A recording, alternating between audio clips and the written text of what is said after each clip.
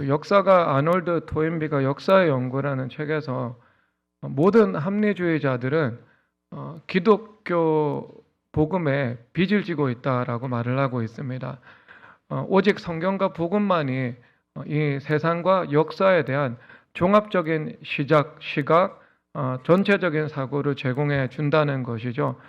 창조부터 종말까지, 그리고 창조와 타락과 구속에 관한 것, 이 땅과 하늘, 이 시간 전체를 포괄하고 또 이것이 어떤 목적을 향해서 나아가고 있는지 이해할 수 있는 방식으로 규명하고 있는 것은 이 기독교밖에 없다고 말을 하는 겁니다. 그래서 기독교를 떠난 그 서구의 합리주의자들이 어떤 방식으로 묘사하든 그것은 하나님과 성경을 대체적으로 이 대체해서 또 다른 이 내적인 힘으로 설명하는 것에 지나지 않는다라고 말을 하고 있습니다. 그러니까 기독교가 역사 철학의 시작이고요. 그리고 이 역사 철학의 전체 개요와 또 깊이 있고 세밀한 시각을 온전히 보여준다라고 말할 수 있습니다. 근데 역사라는 것은 결국 이 개별적 인간의 총체라는 그 정의의 한 면을 가지고 있음을 부인할 수가 없습니다. 그러므로 역사 철학이라는 것은요, 곧 우리 개인의 인생 철학이다라고도 볼 수 있겠죠. 즉 역사를 보는 것이나 우리 개인의 인생을 보는 것이나 이것은 사물의 법리와 이치에 입각해서 조금 다른 각도에서 보는 것이다 라고 말을 할 수 있습니다. 그러니까 보는 각도가 다르지 그 보는 빛은요 똑같은 거죠. 무엇이죠? 성경이라는 겁니다. 그러면 오늘 이 말씀에서 솔로몬의 7가지 기도 중에 2가지 기도가 나와 있거든요. 첫 번째 기도는 법적 공의의 기도죠. 그리고 두 번째 기도는요, 실패자의 기도입니다. 그런데 이 법적 공의의 기도와 실패자의 기도가 오늘 이 선포되는 말씀을 통해서는 이 2가지를 통합해서 한번 살펴볼 수 있거든요. 우리가 그것을 한번 보도록 할 텐데, 먼저 소룡격인 이사야 2장 3절 보도록 하겠습니다. 읽겠습니다. 시작. 이사야서 2장 3절입니다. 많은 백성이 가며 이르기를 오라 우리가 여호와의 산에 오르며 야곱의 하나님의 전에 이르자 그가 그의 길을 우리에게 가르칠 것이라 우리가 그 길로 행하리라 하리니 이는 율법이 시온에서부터 나올 것이요 여호와의 말씀이 예루살렘에서부터 나올 것임이니라. 아멘. 자, 그러면 이 법적 공의의 기도와 실패자의 기도가 있는데 이것을 관통하고 있는 하나의 빛과 같은 코드가 있죠. 그것이 무엇인가? 성전이라는 겁니다. 그러니까 성전에 와서 법적 공의도 실현되고 성전에 와서 기도를 드릴 때 그 실패자의 회복도 이루어질 수 있다. 이것을 말씀을 하고 있죠. 그러니까 성전이라는 키워드가 이 2가지 기도를요 하나로 또 묶어 있는 것을 우리가 보여주고 있는 겁니다. 사실상 이 2가지는요 의미도 서로 연동이 되어 있고 이것을 해결하는 그 방법론도 이 하나로 관통되고 있는 것을 이 말씀이 말해주고 있는데 오늘 한번 추적해 들어가 보도록 하겠습니다. 먼저 베드로전서 1장 5절에서 7절을 다 함께 읽도록 하겠습니다. 시작. 지식의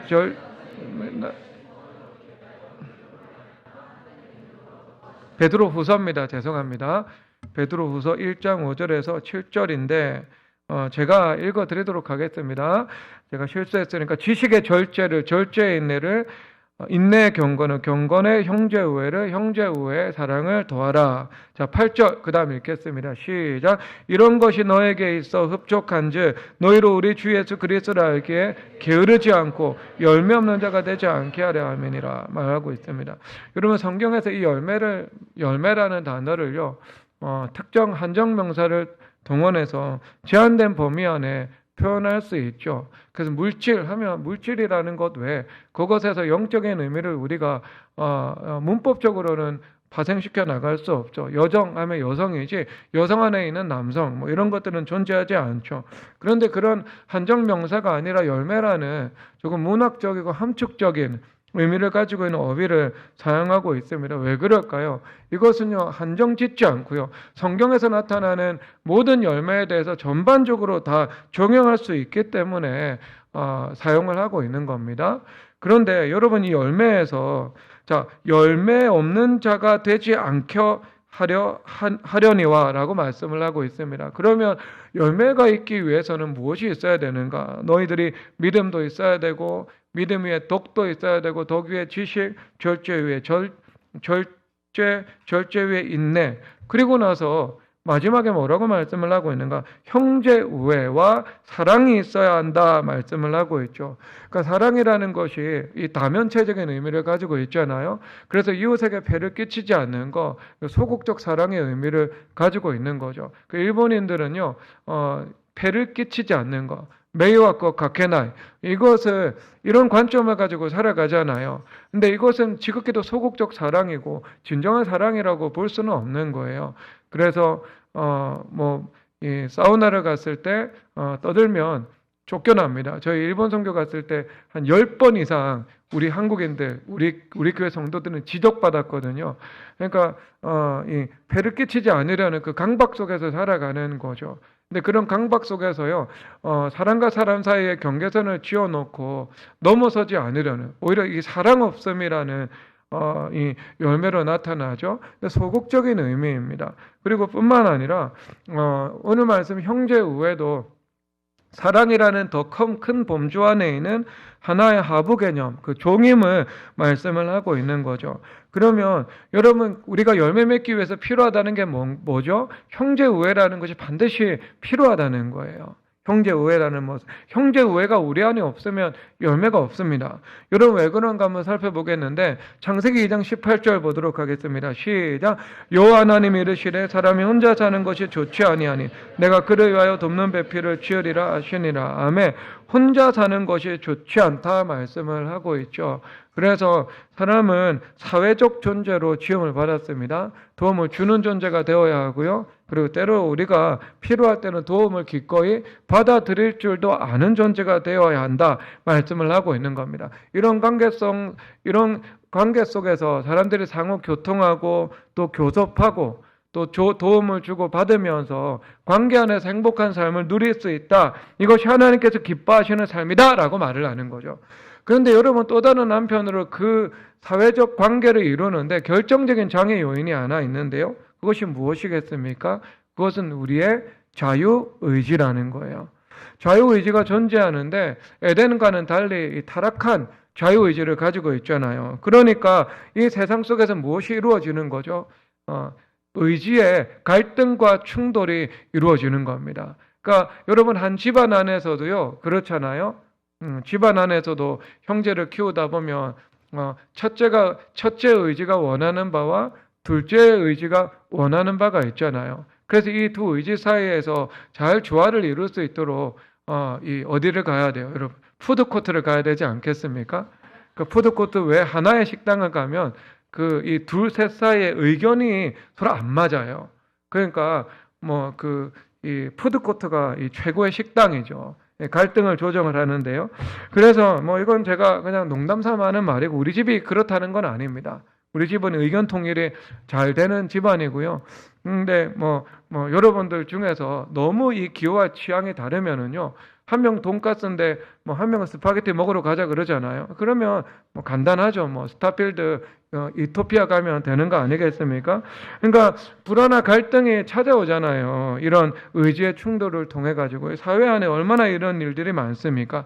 그런데 이 불화나 갈등이 단지 불화나 갈등에서 끝이 나는 것은 아니다. 이 성경에서 말씀하고 있네요. 계시록 6장 4절 다 함께 읽도록 하겠습니다. 읽겠습니다. 이에 붉은 말이 나오더라. 그 탄자가 허락을 받아 땅에서 화평을 취하여 버리며 서로 죽이게 하고 또 큰 발을 받았더라. 아멘. 이 붉은 말이라는 것은 인간의 피를 상징하고 있거든요. 그래서 화평을 취하여 버리고 그 다음에 서로 전쟁하게 한다라고 말을 하고 있습니다. 그래서 이 전쟁이라는 것이 국가와 국가 간의 이해 충돌, 그 국가의 의지와 한 국가의 의지가 서로 갈등을 통해서 나타나는 그 인간관계의 불화의 가장 극단에 있는 현상이라고 볼 수 있는 거죠. 그런데 그 결과가 어디에까지 미치는가? 5절에 5절에서 6절 다 함께 읽도록 하겠습니다. 시작. 셋째 인을 떼실 때 내가 들으니 셋째 생물이 말하되 오라 하기로 내가 보니 검은 말이 나오는데 그 탄자가 손에 고울을 가졌더라. 그가 내 생물 사이로부터 나는 듯한 음성을 들으니 이르되 한 데나리온의 밀한데요 한 데나리온의 볼이 속들어다. 또 감람류와 포도주는 해치지 말라 하더라. 아멘. 그래서 한 데나리온의 밀 한 대라고 말을 하고 있습니다. 그래서 이것은 무슨 말인가? 인플레이션이 찾아온다는 것을 말하고 있는 겁니다. 그래서 여러분, 이것은 우리가 세상의 역사를 볼 때 러시아하고 우크라이나 전쟁을 하죠. 그 불화가 찾아왔습니다. 그 결과는요, 인플레이션이 찾아오는 거죠. 그래서 석유 가격이나 혹은 가스비 뿐만 아니라 이 곡창지대니까요, 이 곡물 생산량이 감소를 할 수밖에 없죠. 전쟁하는 국가가 노동량을 생산에 투입할 수 없게 되니까요. 그러니까 필연적으로 생산이 줄어드니까 가격은 급등할 수밖에 없는 겁니다. 그러니까 우리가 물가가 전쟁을 통해서 올라가는 것은 우리 전쟁과 상관없는 우리에게도 피부로 와닿는 것을 느끼게 된 것이죠. 그러니까 여러분이 세상의 현상을 통해서 관계가 깨트려지면, 즉 형제 우애가 우리 가운데 생략되면 어떤 게 찾아오는가? 물질적인 기근이 찾아온다. 인생의 인플레이션과 같은 일들이 벌어지게 된다. 이것을 말씀을 하고 있는 거예요. 그럼 여러분, 이 신약 성경에도요, 이 법적인 것들을 분명하게 말씀하고 있습니다. 여러분, 마태복음 5장 22절에서 24절 다 함께 읽도록 하겠습니다. 시작. 나는 너에게 이르노니 형제에게 노하는 자마다 심판을 받게 되고 형제를 대하려고 하는 자는 공에 잡혀가게 되고 미련한 놈이라는 자는 지옥불에 들어가게 되리라. 그러므로 예물을 제단에 드리려다가 거기서 내 형제에게 원망 들을 만한 일이 있는 것이 생각나거든 예물을 제단 앞에 두고 먼저 가서 형제와 화목하고 거에 와서 예물을 드리라. 아멘. 지금 여기서 예물을 너희들 일단 드리기 전에 예물은 내버려 두고 너희들이 선행적으로 해결해야 되는 일이 있다. 이렇게 말씀을 하고 있는 거죠. 그러니까 여러분, 예수님께서 정말 섬세하게 말씀을 하지 않겠어요? 말씀을 하지 않습니까? 내가 너희들 예물 먼저 화목하기 전에는 예물을 받아주지 않을 테니까 너희들 예물 들고 가, 이렇게 말씀하지 않는 거죠. 왜냐하면 그러면은요, 인색한 사람들이 주님 앞에 예물을 드리고 왔어요. 그런데 내가 생각을 해보니까 내 인생에 이 불화하고 반목하고 있는 일이 있는 거죠. 원망 들을 만한 일을 했다는 것이 생각이 난 거예요. 내 이 예물 주님께서 안 받아주시겠지 하면서 예물 그대로 손에 넣고 돌아가가지고요, 내가 화해를 시도하는 거죠. 그러니까 하나님 앞에 인색한 사람들이 이 말씀을 어긋나게 이용을 해서 사용하지 않도록 주님께서 드리려고 한 예물은 너희들 제단 앞에 두고 화목하고 오라, 이렇게 말씀을 하고 있는 겁니다. 드리려고 작정한 것은요, 이미 주님의 것이라는 레위기의 사고방식이 들어가 있는 거죠. 물을 수 없다.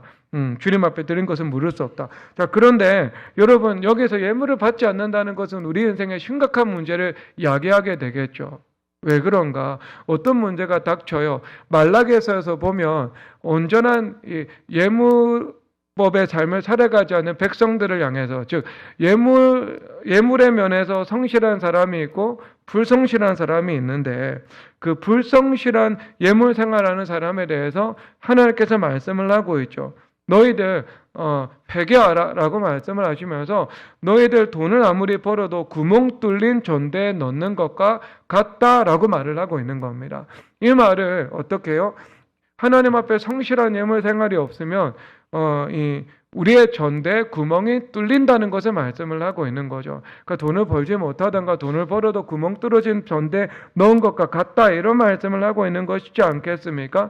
그러면 여러분, 예물을 받아주지 않는다는 것은요, 오히려 그 가장 큰 전제 명제가 불성립되는 것을 말씀을 하고 있는 겁니다. 그러니까 여러분, 그 이후에 오는 명제는요, 당연히 성립될 수가 없는 거죠. 조건절인데.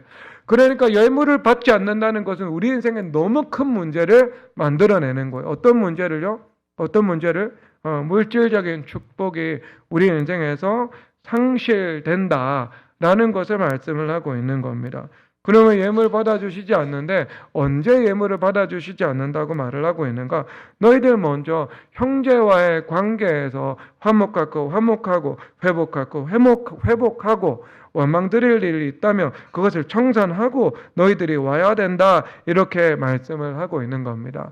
그러니까 여러분 오늘 열왕기상 8장 말씀에서 31, 2절과 3, 4절에 서로 인과관계로 연결되어 있는 것을 보게 되네요.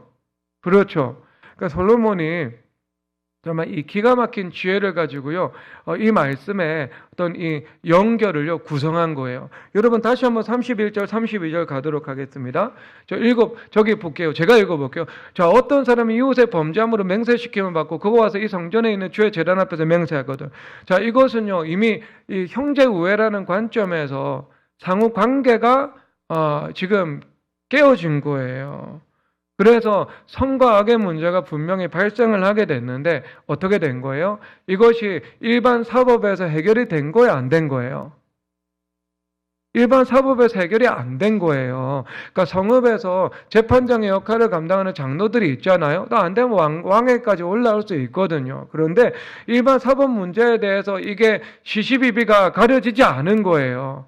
그러니까 이 상호, 이 당사자들이 어떻게 한다는 거예요?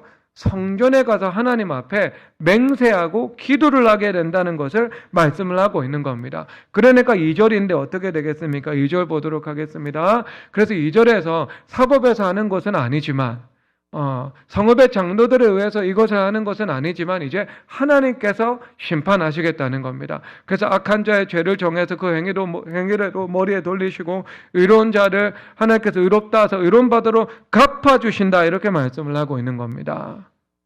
31, 2절이 의미하는 바가 무엇인지 아시겠죠? 자, 여러분 이거 되게 좀 집중해서 들으시기 바랍니다. 계속 논리적으로 연결이 되어 가니까요.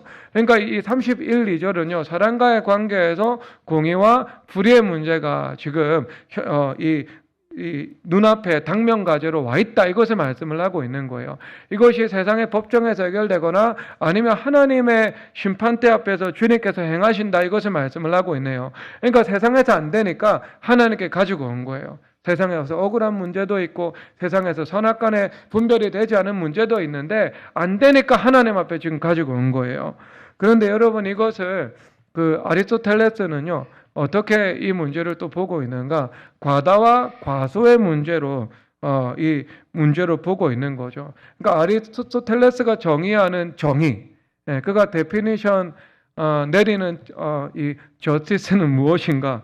그것은요, 과다와 과소의 중간값, 이렇게 이야기를 할 수 있을 겁니다. 근데 이것은 이 전체적인 것들을 읽어보면은요, 단지 기계적인 중간값, 100점과 빵점의 중간 50, 이것을 의미하고 있는 거 아니에요? 의미하는 것이 아닙니다. 그러니까 사물의 각각의 적합한 가치와 비례가 있는데 그것은 어떤 균형을 이루는 상태다, 이것을 의미하면 될 겁니다. 자, 예를 들어서 여러분, 양을 한 마리 훔치면 율법에서 4마리를 갚으라, 이렇게 말을 하고 있습니다. 소를 5마리 훔치면 소를 5마리 갚아야 된다라고 말을 하고 있습니다. 자, 이것을 보더라도요, 좀 다르죠. 그냥 기계적으로 4배를 갚아야 된다라고 말을 하지 않고 4배, 5배, 이렇게 말을 하고 있는 거죠. 왜 그런가, 여러분? 왜 그런가? 여러분, 뭐 지나가다가 누가 여러분 뭐 그런 거죠. 여러분들이 자전거를 도둑 맞는 것과 내가 집을 강탈당하는 것, 이 사이를 생각해보면 되겠네요. 그러니까 사람들에게 주는 그런 정신적인 고통이 다르다는 거죠. 양 한 마리 30만 원입니다. 소 한 마리 700만 원입니다.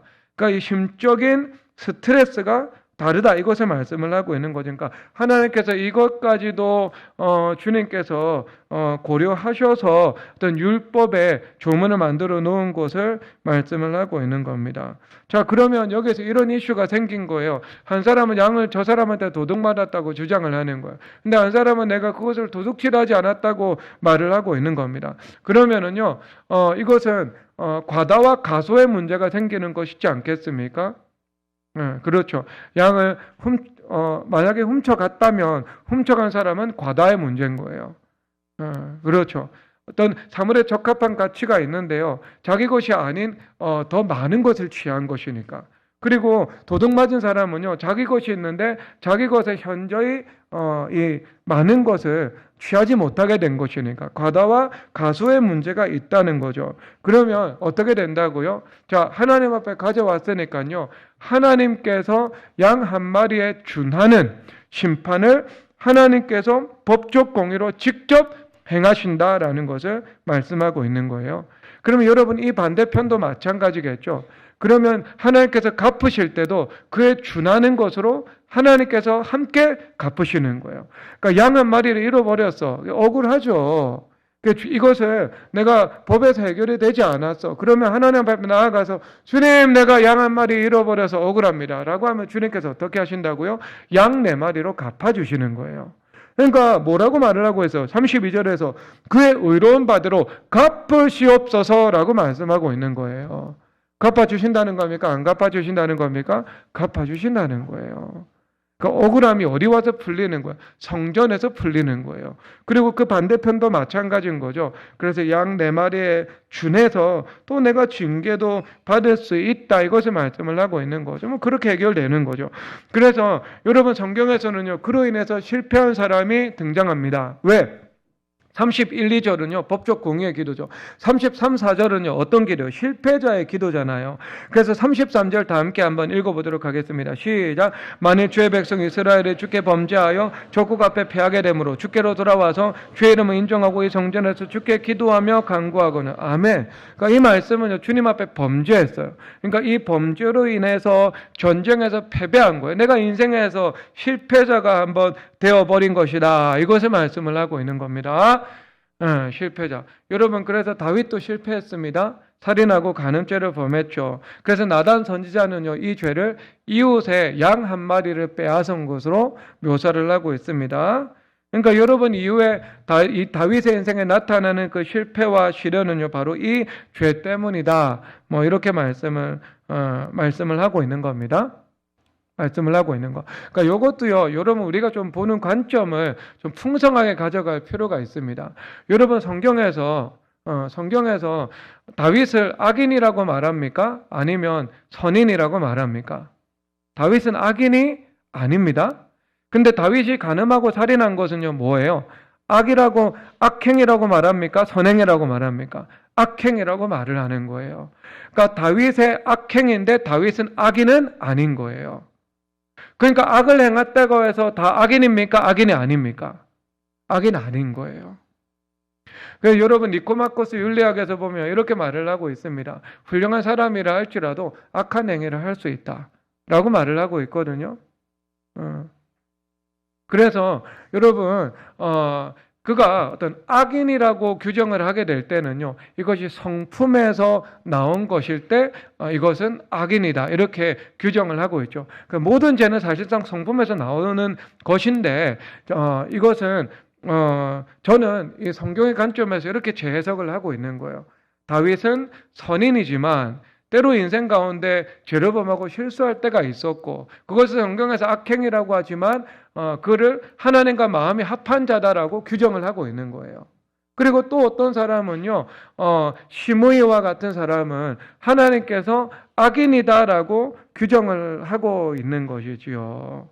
그러니까 이 성경에 우리가 사람을 바라보는 관점이 좀 더 풍성하다는 것들을 우리는 한번 생각해 볼 필요가 있는 것입니다. 그러니까 여러분, 다윗도요, 악인은 아니었습니다. 하지만 악행을 한 거예요. 그래서 악행의 결과로서 실패를 하게 된 겁니다. 그래서 압살롬이 반역을 했을 때요, 예루살렘을 잃어버리고 요단강을 건너서 유배의 시기를 보내게 되는 것, 이것을 말씀을 하고 있는 겁니다. 그리고 여러분, 선지자가 하나님의 백성 이스라엘의 실패를요, 예견을 하고 있습니다. 이사야서 10장 2절 다 함께 읽도록 하겠습니다. 읽겠습니다. 시작. 가난한 자를 불공평하게 판결하며 가난한 내 백성의 권리를 박탈하며 과부에게 토색하고 고아를 거슬 약탈하는 자는 화 있을진저. 아멘. 그러니까 이스라엘의 실패의 원인이 몇 가지가 있죠. 안식일을 제대로 지키지 않은 것, 이것이 주요 실패의 원인이고요. 그리고 또 실패의 원인이 있는데, 이 말씀은 무엇인가? 형제 우애가 없었다. 형제 사랑이 세상에 그 안에 없었다 이렇게 말씀을 하고 있는 거예요. 이것이 이스라엘 백성들의 실패 원인이다 라고 말씀을 하고 있는 겁니다. 아시겠습니까? 아시겠어요? 그러니까 여러분 이 31절과 32절 그리고 33절과 34절에 서로 연동되어 있는 거예요. 그러니까 31절의 법적 공의의 관점에서 선과 악의 관점이 있는데 이것은 상호 관계 가운데서 내가 실수했고 죄를 범했고 악을 행한 거예요. 그렇죠. 그런데 이것이 또 하나의 전쟁에서 내가 승리하지 못하고 실패하게 되는 원인이 되었다라고 말씀을 하고 있는 거예요. 그래서 실패를 경험한 인간이 어떻게 해요? 성전에 와서 회복을 위해서 주님 앞에 드리는 간구의 모습을 지금 이 시간 말씀을 하고 있는 것입니다. 말씀을 하고 있는 거예요. 그렇죠? 이 두 가지가 정확하게 이 중첩이 되어 가지고요. 우리에게 하나의 그림을 보여주고 있는 거죠. 종합적이고 전체적인 그 인생의 역사 철학을 우리에게 제시해주고 있는 것을 우리가 보고 있는 거예요. 그래서 여러분 베드로후서 1장 5절에서 7절 한 번만 더 한번 가도록 하겠습니다. 자, 1장 6절 베드로후서 1장 6절 후서 1장 6절 제가 읽도록 하겠습니다. 1장 6절을 읽겠습니다. 지식에 절제의 인내를, 인내의 경건을, 경건의 형제의 형제의 사랑을 더하라. 아멘. 자, 형제우애가 생략된 거예요. 그렇죠? 그러니까 이 형제우애가 생략된 거예요. 지금 제가 논리적으로 형제우애에 대해서 신약과 구약을 넘나들면서 설명을 했죠. 이 전체 구도에서 내가 지금 미스하고 있는 부분이 있는 겁니다. 그 결과 어떻게 된 거예요? 그 결과 7절인데요. 7절 다 함께 보도록 하겠습니다. 시작. 8절 보도록 하겠습니다. 이런 것이 너에게 흡속한즉 너희로 우리 주 예수 그리스도를 알게 게으르지 않고 열매 없는 자가 되지 않게 하려 함이라. 아멘. 그러니까 열매가 없다는 거예요. 그러니까 열매를 맺기 위해서 여러분 삶에 무엇이 필수적인 거예요? 형제 우애와 관계 회복입니다. 이것이 반드시 여러분들의 열매를 위해서 필요한 것이다, 필수 조건이다 라고 말을 하고 있는 겁니다. 그래서 신약적 관점에서는요, 너희들 예물을 받아줄 수가 없다. 예물을 내가 받고 너희들을 축복하기 위해서는 먼저 너희들 안에서 성결 과제가 있다, 이렇게 이것을 말씀을 하고 있는 것입니다. 여러분, 이것이 하나님께서 우리에게 말씀하시는 이스라엘의 역사 철학이면서 우리에게 요구하시는 인생 철학인 거예요. 이것을 여러분 통시적으로도 보면서도 시간적으로 여러분들이 종합적으로 여러분들의 인생을 살펴볼 수 있어야 할 것입니다. 자, 그래서 이것을 이제 우리가 회복을 해 나가야 되는데, 회복하는 것은요, 당연히 여러분 어디 와야 돼요? 성전이죠, 여러분. 회복하는 것은 당연히 무엇이 필요한가? 33절에서 보면은요, 주의 이름을 인정하고, 그 다음에 그럴 때 34절 백성들의 죄를 사하시고, 당연히요, 자기의 죄를 인정하고 회개하는 것은요, 반드시 필요한 일입니다. 반드시 필요한 일입니다. 그래서 여러분 마태복음 5장에서도 너희들 사화하고 오라고, 그래야 내가 너희들을 예물을 받을 것이라고 이렇게 말씀을 하고 있는 거예요. 그러니까 인정하고 회개하는 것은요, 필수 조건이고 당연한 일인 거예요. 이것은 대전제가 되는 겁니다. 그 이후에 회복을 쌓아 올릴 수 있는 첫 번째 단추를 맺게 되는 거예요. 그런데 오늘은 이제 그런 관점에서 보는 것이 아니고 조금 더 어떤 큰 이 방법에 대해서 보고 있는데, 제일 중요한 게 무엇인가? 성전이라는 겁니다. 성전. 그래서 33절에서도 성전에서 주님 앞에 기도하고, 그리고 31절에서 성전에 있는 주의 제단 앞에서 맹세하거든, 이렇게 말씀을 하고 있죠. 구약적 성전은 신약적 교회입니다. 그래서 고린도전서 3장 16절에서 너희가 성전인 것과, 그런데 이 너희는 복수로 계시되고 있죠. 교회 공동체입니다. 그래서 교회 공동체는 곧 성전이다라고 말씀을 하고 있는 겁니다. 그래서 여러분들이 교회됨을 이루고 형제 우애의 삶을 살아가기 시작해야 된다라는 것입니다. 그래서 여러분 이렇게 이야기를 하고 있습니다. 아놀드 토인비가 역사의 연구에서요, 통일이라는 것이 이루어지기 위해서, 그러니까 이 인류가 국가와 국가, 나라와 나라, 민족과 민족의 통일을 추구하면서 살아가지 않겠습니까? 그런데 이런 통일은 불가능한 것이고, 진정한 통일은요, 우리가 하나님의 나라라는 믿음이 있어야 되고, 유일하고 참되신 한 분 하나님에 대한 믿음이 있어야 되고, 하나님의 나라로 우리의 시야의 지평이 넓혀져야 되고, 하나님 나라 안에서 하나의 지방이라는 인식을 우리가 해야 된다는 거죠. 그러니까 이 말씀이 무엇인가? 하나님 나라 안에서 우리가 한 지체라는 인식을 가지고 살아갈 때 뭐예요? 통일이 이루어진다. 그러니까 이 통일이라는 것이 무엇인가? 그것은 우리가 우리의 한계를 넘어서 사랑하는 삶을 살아가는 것, 이것을 말씀을 하고 있는 겁니다. 그러니까 우리가 나를 사랑하는 것, 내 자녀 사랑하는 것, 내 가족 사랑하는 것은요, 상식이고 당연한 거죠. 그리고 넓히면은요, 우리가 우리의 조국을 사랑하는 것도 당연합니다. 이것은요, 우리의 자연적 조건에서 일반인들도 다 할 수 있는 것이죠. 그런데 이 범위를 넘어서서 이웃을 사랑하는 것, 이 범위를 넘어서서 우리 민족이 아닌 다른 민족까지도, 일본 사람, 중국 사람 같은 다른 민족까지도 우리가 사랑할 수 있는 것, 이것은 조금 다르다는 거죠. 다르다는 것. 그런데 이것은 하나님의 나라의 시민이다. 하나님 나라의 지체라는 의식 없이는요, 그 통일, 즉 이 형제 우애가 우리 가운데 성립될 수 없다. 이것을 말씀을 하고 있는 겁니다. 그래서 고린도전서 12장 25절 어떻게 말씀하고 있는가 읽도록 하겠습니다. 시작. 몸 가운데서 분쟁이 없고 오직 여러 지체가 서로 같이 돌보게 하셨느니라. 26절 시작. 만일 한 지체가 고통을 받으면 모든 지체가 함께 고통을 받고 한 지체가 영광을 얻으면 모든 지체가 함께 즐거워하느니라. 아멘. 그러니까 여러분, 이것이 교회됨의 축복의 여러분 전제 조건입니다. 여러분들이 교회됨 안에서 형제 우애와 사랑의 삶을 살아가야 하는 거예요.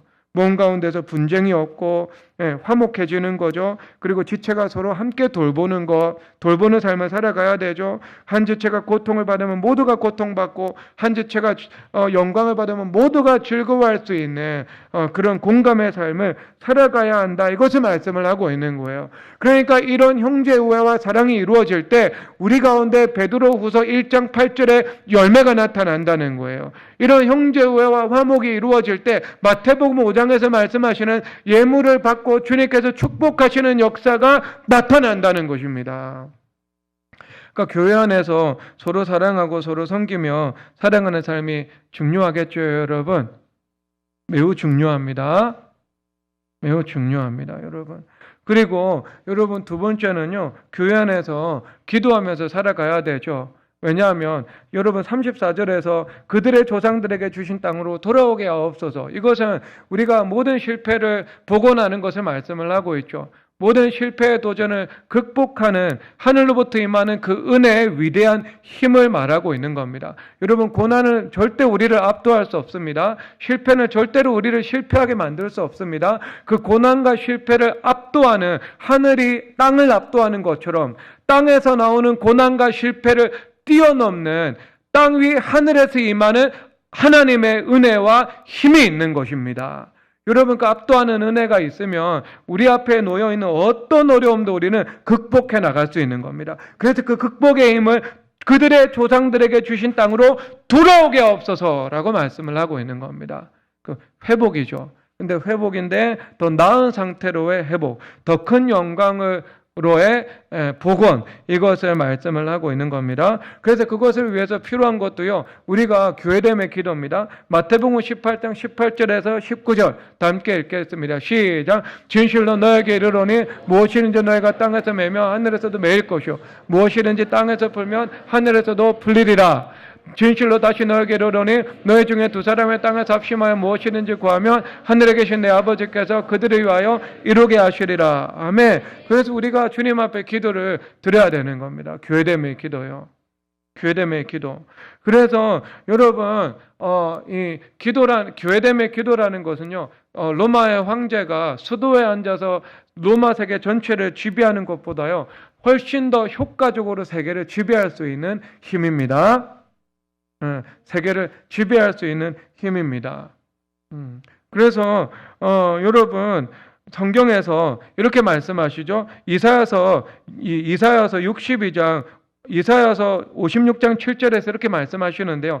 내가 곧 그들을 나의 성산들을 인도하여 기도하는 내 집에서 그들을 기쁘게 할 것이며 그들의 번제와 제단에서 희생을 나의 제단에서 기꺼이 받게 되리니 이는 내 집은 만민이 기도하는 집이라 일컬으면 될 것입니다. 아멘. 만민이 기도하는 집이거든요. 그러면 여러분 성전이라는 것은 만민을 위해서 기도하는 집이겠죠. 만민이 기도하는 집이니까. 그러니까 여러분 로마 황제의 세력 범위가 그가 정치적으로 법적으로 행할 수 있는 범위까지 임한다면은요. 여러분 골방에서 기도를 드리는 사람 그리고 교회됨에서 두세 사람이 모여 함께 주님 앞에 기도를 드릴 때요. 로마 황제의 정치적이고 법적인 힘을 훨씬 더 상회하고 압도하는 힘으로요. 문화적이고 도덕적이고 영적이고 법적이고 정치적이고 교육적인 모든 영역을 포괄해서 더 압도적인 강력한 힘을 미친다. 이것을 말씀을 하고 있는 거예요. 왜? 하나님의 집이 만민을 위해서 기도하는 집이니까요. 만민을 위해서 기도하는 집이니까. 여러분 이걸 어떤 비유를 통해서 알아야 되는가? 여러분 마태복음 13장 31절에서 33절 다 함께 읽도록 하겠습니다. 시작. 또 비유를 들어 이르시되 천국은 마치 사람이 자기 밭에 갖다 심은 겨자씨 하나 같으니 모든 시보다 작은 것이로되 자란 후에는 풀보다 커서 나무가 되매 공중의 새들이 와서 그 가지에 깃들이느니라. 또 비유로 말씀하시되 천국은 마치 여자가 가루사마 속에 갖다 넣어 전부 부풀게 한 누룩과 같더라. 아멘. 지금 겨자씨 비유와 누룩 비유죠. 누룩이 작지만 큰 힘을 가지고 있다. 겨자씨는 모든 씨보다 작지만 그러니까 모든 풀보다 더 커진다. 이게 두 가지 비교급을 사용해 가지고요. 가장 작은 것이 가장 큰 것이 된다. 이것을 말해주고 있거든요. 극과 극을 말씀을 하고 있는 거예요. 그러니까 여기서요. 그걸 비유하면 여러분 이 울타리 안에서 가장 성공 가능성이 희박해 보이고 가장 약해 보이는 한 사람이요. 30년이 지났을 때 가장 크게 성공한 사람이 되어 있을 것이다. 이것을 말하는 거예요. 비유하자면. 그런데 여러분, 이게 이 말씀을 들을 때 요한 사도, 베드로 사도, 그리고 이것을 어떤 진술을 통해서 들었을 사도 바울 선생님, 이 세 분이요, 300년 이후의 로마의 모습을 상상할 수 있었을까요? 불과 300년이 지난 이후에요, 로마가 기독교화가 되고 로마 기독교가 국교가 되어버립니다. 여러분, 유대인은 피지배 민족이었습니다. 비주류죠. 그리고 그 비주류였는데 거기에서도 핍박받던 나사렛 종교였습니다. 그리고 갈릴리의 12명의 어부로 시작된 약한 것 중에 가장 약한 사람들의 종교였습니다. 그런데 이 종교가 난립하고 경쟁하는 수많은 종교들이 있었고, 그리고 로마는 현세적인 모든 힘을 동원해서 이 힘없고 미약한 종교를 핍박하고 뿌리 뽑으려고 했잖아요.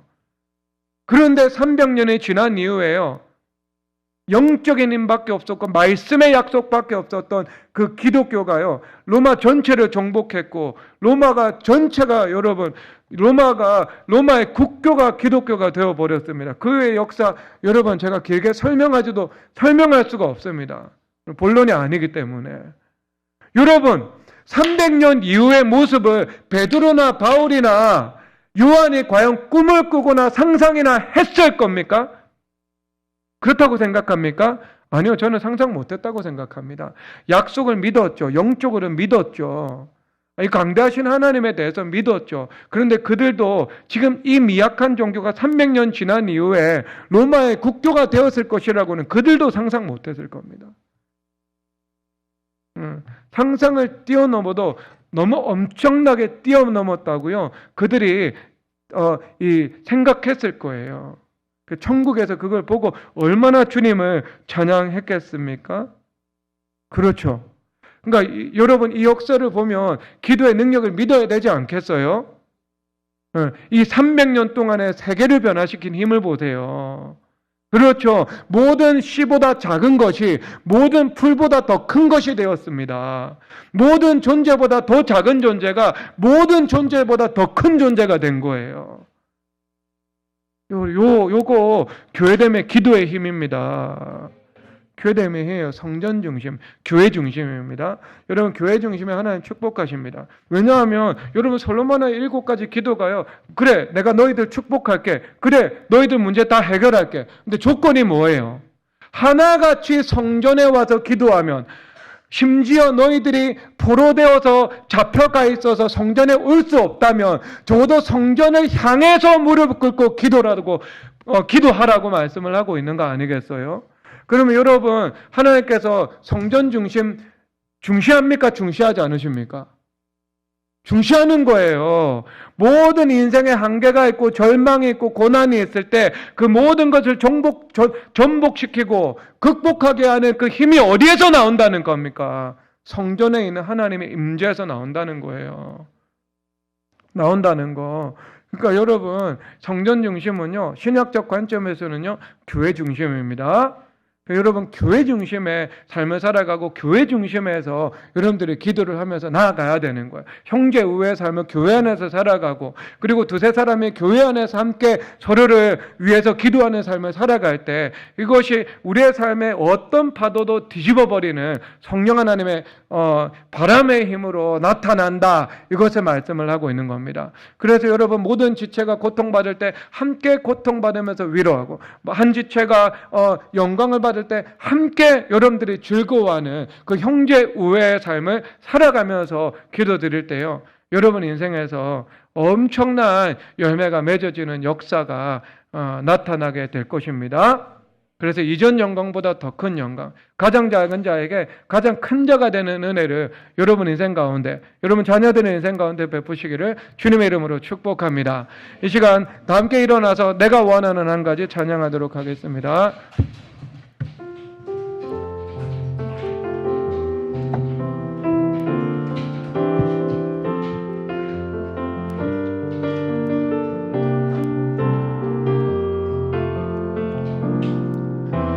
나 주님의 기쁨 되기 원하네. 내 마음을 새롭게 하소서. 새 무대가 되게 하여 주사. 주님의 빛 비추게 하소서. 내가 원하는 한 가지, 주님의 기쁨이 되는 것. 내가 원하는 한 가지, 주님의 기쁨이 되는, 내가 원하는 한 가지 기도의 삶을, 내가 원하는 한 가지 기도의 삶을 사는 것, 기도의 삶을 사는 것. 내가 원하는 한 가지 기도의 삶을 내가 원하는 한 가지 사랑의 삶. 내가 원하는 한 가지 사랑의 삶을 사는 것. 내가 원하는 한 가지 사랑의 삶을, 내가 원하는 한 가지 겸손의 삶을 사는 것. 내가 원하는 한 가지 겸손의 삶을 사는 것. 내가 원하는 한 가지 겸손의 삶을 내가 원하는 한 가지 거룩한 삶. 내가 원하는 한 가지 거룩한 삶을 사는 것. 내가 원하는